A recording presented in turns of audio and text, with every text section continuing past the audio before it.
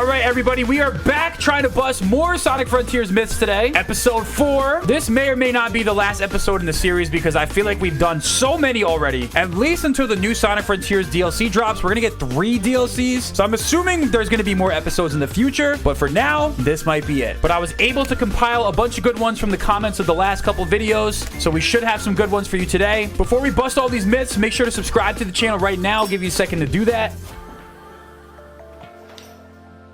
And hopefully you have on notifications so you don't miss another video, because I am trying to do a lot of different variety Sonic content. I want to be the biggest Sonic tuber in the world, so help me get there. Let's roll the clip. All right, myth number 1, very specific. You could actually glitch out of the Giganto boss fight as Supersonic.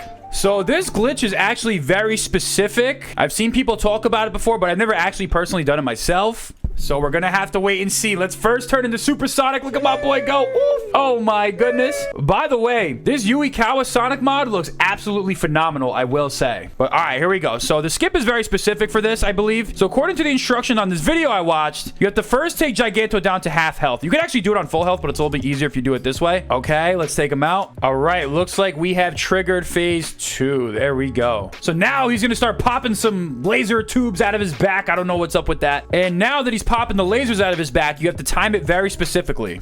All right, first he's gonna shoot lasers at me. Why is he doing this? So you're gonna want to fly, pop off one of these lasers real quick, and then you're gonna fly back into him. He's gonna hit you and then boost at the right time, and that's basically how you're gonna do it. It's gonna take you a lot of tries to do this. If I'm being honest, this is very difficult to do. All right, just for the sake of time, the original creator of this video is Vitexus right here, and they actually glitched out of the Giganto boss fight, and they're exploring the map as Supersonic. It's pretty cool to see this. I kind of wish we got like a post-game Supersonic exploration mode or something like that, or maybe something more like Wyvern. Like Wyvern was definitely my favorite boss fight. I kind of wish we got more like real movement kind of boss fights, but these were all honestly really cool. The way they did it was very specific. As you can see, you can do it in phase 1, and they did glitch out of the map, but it looks like myth number 1 has been proven to be true. You can actually glitch out of the Giganto boss fight and explore as Supersonic. All right, here is myth number 2. This one's actually from the comment section of the last video. Myth number 2 is that you cannot Lightspeed Dash collectibles. Let's go put this one to the test. So this one should be extremely easy to prove or disprove. Honestly, I don't think you've ever been able to Lightspeed Dash collectibles, but we got a nice little batch right here, and oh, just like that, you're actually able to Lightspeed Dash collectibles. I don't know if I knew that or not. Well, it looks like myth number 2, you can't Lightspeed Dash collectibles, is actually false. Let's move on to the next one. All right, here's a good one. Myth number 3.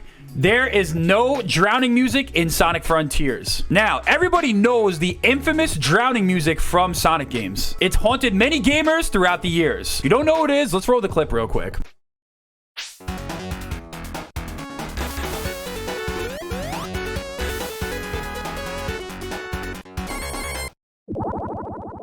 So yeah, I think you're all familiar with that sound. It's haunted, like I said, many gamers throughout the years. But apparently, the next myth from the comment section says that this sound isn't present in Sonic Frontiers, which it has been in a lot of 3D Sonic games over the years. So we're gonna have to go test this out. All right, I picked the worst place to try to find water, which was the desert, which actually there is water over here. All right. Are we coming up on some water? Is this a little oasis? Okay, we got some water. Oh my god, it's not deep enough, bro! Jeez, all right, here we go. Island, now let's go find some water and drown Sonic. That just sounds horrible. I don't know what's wrong with me. Oh, there we go. I see a nice body of water right there. Well, sorry, Sonic. I gotta do it to you, bro. Ready? Oh my god, we're flying into the water, bro. Hello, how are you? I am under the water. Okay, we're underwater. Now, let me put on my headphones real quick. 1 minute later.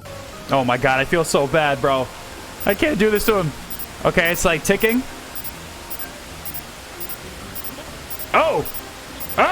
Oh my god, that's so terrible, bro. Is that it?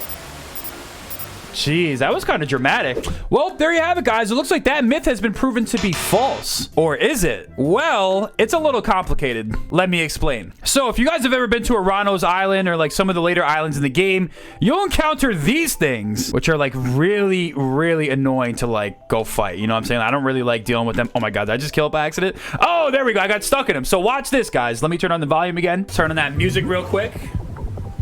We're stuck in him. I guess he's like a water creature or something. Yup. Uh-huh.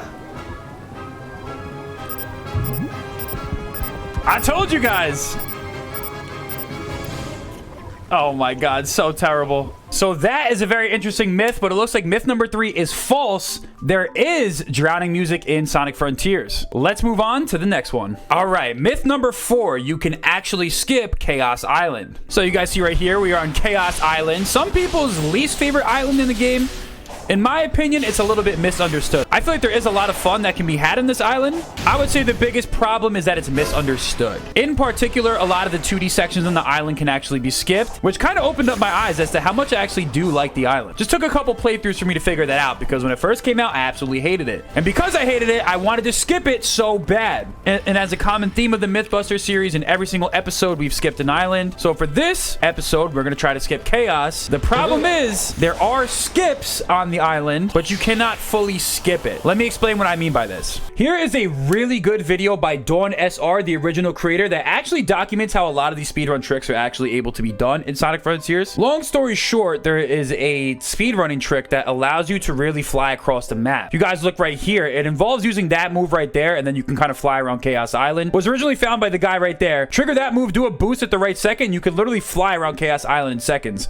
It is a very large island, and it doesn't work with every single type of enemy. So it's possible for speedrunners to beat Chaos Island in probably like 20 minutes, if not even less. But you cannot fully skip the island. And there are some other skips that we'll get into as we progress through the video. So there's a lot of cool ways to traverse around this island and get some really nice times. But there are no complete skips, just like Kronos Island or Ares Island, where you can literally skip the entire game, basically, including parts of the story and the collecting emeralds and stuff like that. So myth number 4, you can skip Chaos Island, as of right now, is false. But that doesn't mean that there aren't skips on Chaos Island, so that brings us to myth number 5. You can skip pinball on Chaos Island. Now, pinball is a lot of people's least favorite aspect of Sonic Frontiers, and I'll say this, I actually have a hot take for you guys. Pinball is not that bad. In all my playthroughs of Sonic Frontiers, I've never had an issue beating the pinball minigame, but if you're a speedrunner, those minutes can add up. Every single second when you are speedrunning a video game is extremely crucial, and that is what turns a good time into a world record. Can you skip Sonic Frontiers pinball? Well, let's go find out. So the pinball skip is actually quite simple. What you have to do is simply trigger the pinball cutscene, play the pinball minigame, and then you quit out of it immediately. You go back to the title screen, and while you're loading up, you actually fly off of the cliff. So you run with Sonic right now. You go to the left,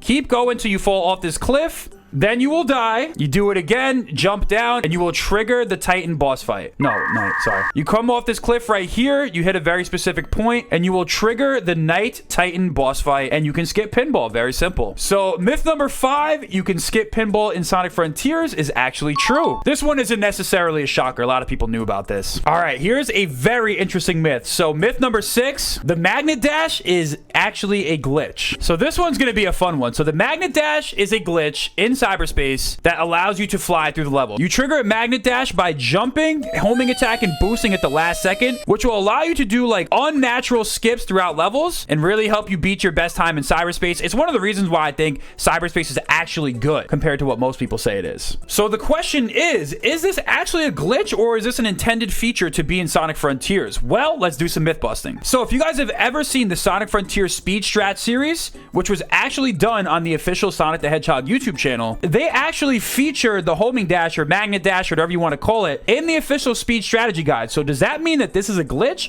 or an intended feature? Let's listen to the clip real quick. This is an incredibly powerful move that allows Sonic to skip entire sections of a level. To pull this move off, you'll need to find an enemy or a spring that you're able to homing attack.